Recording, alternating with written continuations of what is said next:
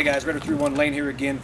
Raider21 Ken and I wanted to put this video together after we had a conversation the other day. We realized we were doing you guys a disservice in our videos because we always talk about using cover and getting to cover, but we haven't defined what cover is. And I noticed that every single YouTube video that you check out, everybody talks about cover. Nobody ever tells you what it is.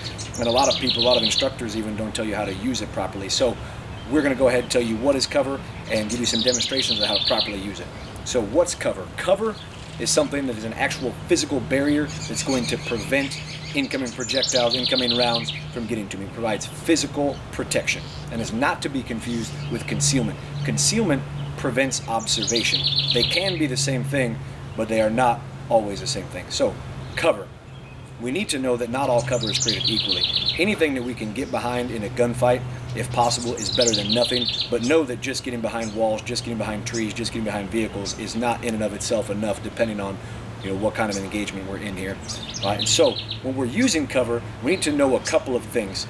So one, there's going to be two things that we need to really worry about when we're utilizing cover. So one is going to be the fragmentation. So there's primary and secondary. So primary fragmentation meaning when that round that I'm taking impacts something solid, say a brick wall that I'm using for cover, it's going to split apart into pieces. It's going to throw that copper jacket out, and that can potentially cause casualties. A guy in my squad on my first deployment took an AK round in the wall right next to him from close range, and it broke apart, and he took part of the jacket in the arm. Didn't cause a really bad wound, but it did wound him a little bit. So that's primary fragmentation. And then we have secondary fragmentation. So secondary fragmentation in SPAL is when the actual barrier itself is going to be used as fragmentation. And so using that brick wall as an example again, if I take a large round or I take several rounds in that brick wall and it throws out actual shards of the brick itself, those can cause casualties for sure. Now the second thing that we need to talk about is the bouncing bullet effect or the skipping bullet effect. So we need to know that since rounds are traveling at high speed, when they impact a solid object at less than a 45-degree angle, they are not going to hit and ricochet at exactly the same angle. They're going to hit and they're going to ricochet, but they're going to stay pretty close to that. So from the barrier up to about 16 inches. So when we're using cover, we need to make sure that we keep standoff, i.e. we need to be back away from that cover as much as we can. Nothing draped in front of that cover if at all possible. So no having my elbows over the wall, no hand over the wall if I can avoid it, anything like that, because I might take that fragmentation, I might take that skipping round in there, and so I need to protect myself.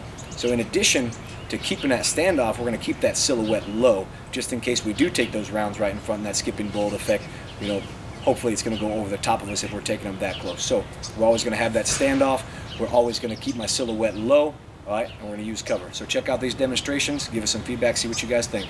All right, so for the purpose of this demonstration, we're going to act like this barrier is completely bulletproof. It goes all the way up, all the way that way, and here's my corner.